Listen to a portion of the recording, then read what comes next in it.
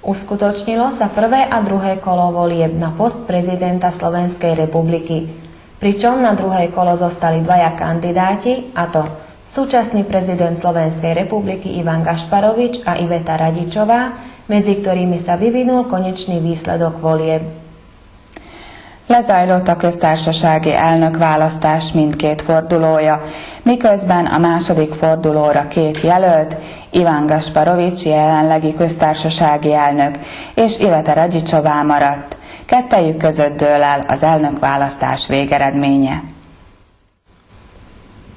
Vrátiac sa k prvému kolu volieb, v našej obci sa zúčastnilo 38,46% voličov, to znamená, že z 1391 oprávnených voličov sa zúčastnilo 535, z čoho platných hlasov bolo 531. Hoci teraz to už nemá veľký význam, ale predsa pre tých, ktorých to zaujíma, uvádzame výsledky prvého kola podľa počtu hlasov na jednotlivých kandidátov. Dagmar Bollová 2 hlasy, Ivan Gašparovič 86 hlasov, Zuzana Martináková 14 hlasov, Milan Melník 4 hlasy, František Mikloško taktiež 4 hlasy, Iveta Radičová 420 hlasov a Milan Sidor 1 hlas. Visszatérve az első fordulóra, községünkben a választópolgárok 38,46%-a vett részt, mivel az 1391 választásra jogosult polgár közül 535 lakosnak volt kiadva a boríték a szavazólappal, de az érvényes szavazatok száma csak 531 volt.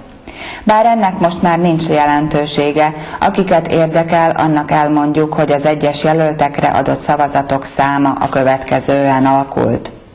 Dagmar Bollová 2 szavazatot kapott, Ivan Gašparovič 86 szavazat, Zuzana Martináková 14 szavazat, Milan Melnyik 4 szavazat, František Mikloško 4 szavazat, Iveta Radičová 420 szavazat, és Milan Sidor 1 szavazatot kapott.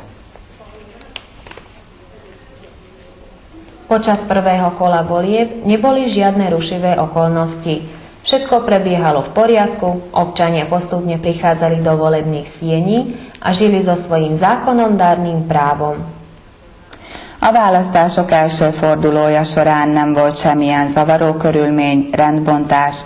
A polgárok folyamatosan érkeztek a szavazóhelységekbe, és éltek törvény adta jogukkal.